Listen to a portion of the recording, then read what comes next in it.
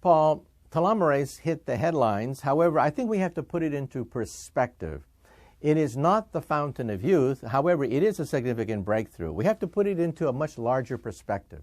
First of all, we know that DNA is sort of like a shoelace. It has plastic tips at the end. Every time a cell reproduces, the tips get shorter and shorter and shorter until finally they fray. And you know that your shoelace without the plastic tips will simply fall apart. That's what happens inside a cell. A cell, for example, your skin cell, will divide about 60 times. That's called the Hayflick limit. Then the cell goes into senescence and eventually dies. So in some sense, every cell has a biological clock. It is doomed to die after about 60 reproductions. However, telomerase can eliminate some of the contraction of the chromosomes, and the chromosomes can maintain their length.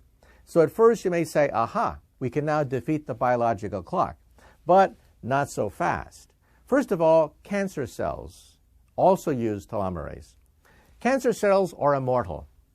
Cancer cells are immortal, and that's precisely why they kill you. Why are cancer cells so dangerous? Because they are immortal.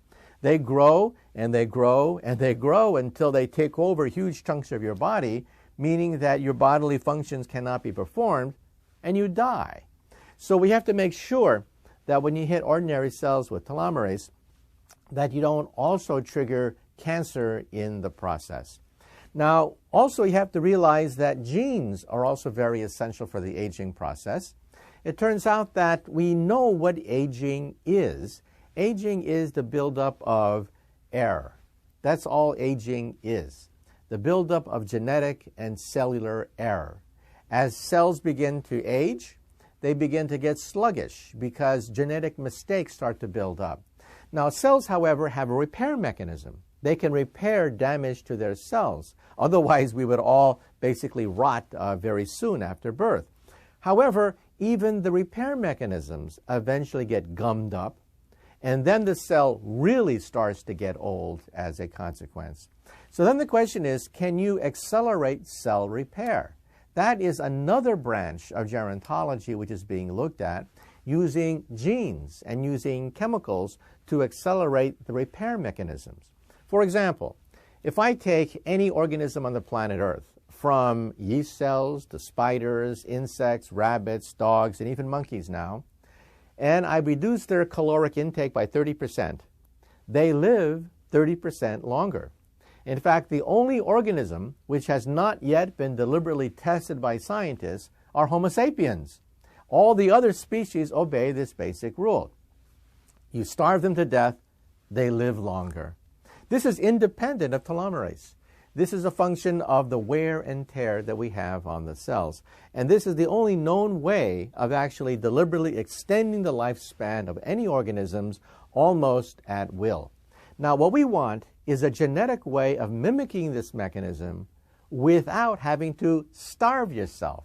Because how many people do you know would be willing to starve themselves in order to live 30% longer? Not too many.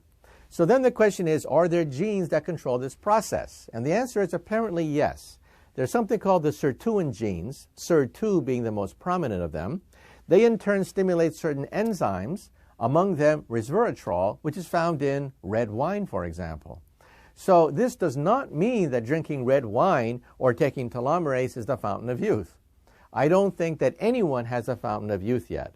What I am saying is, we are now finding pieces of the fountain of youth, tantalizing clues that mean that perhaps in the coming decades, we might be able to actually unravel the aging process.